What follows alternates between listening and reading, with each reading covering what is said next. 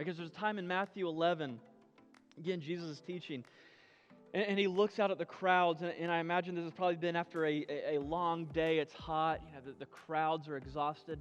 Jesus looks at this exhausted crowd, and he says, hey, all of you who are weary, all of you who are tired and heavy burdened, all of you who feel like you're carrying the weight of the world on your shoulders, Jesus says, just come to me, and I will give you rest. Now again there, Jesus isn't just talking about physical rest. I think what he's doing there is he's comparing the spiritual rest that he offers with what the religious leaders of his day offered. Because remember, the religious leaders of this day, man, they had a list of like thousands and thousands of commands that you had to follow in order to be good with God.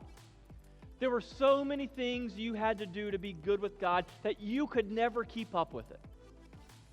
And so these people are constantly exhausted and overwhelmed, saying, we don't know how we measure up with God. We don't know if we've kept all the commands. The list is too long. We can't do it.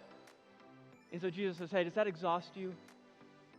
Are you weary from trying to measure up to this perfect religious standard? Just come to me, and I'll give you rest from those heavy religious burdens. And ultimately, we know that the way he did that was by fulfilling the law, by dying on the cross for our sin after having lived a perfect life that we couldn't. And by doing that, our sin is paid for, our sin is forgiven, so we can find rest in Jesus.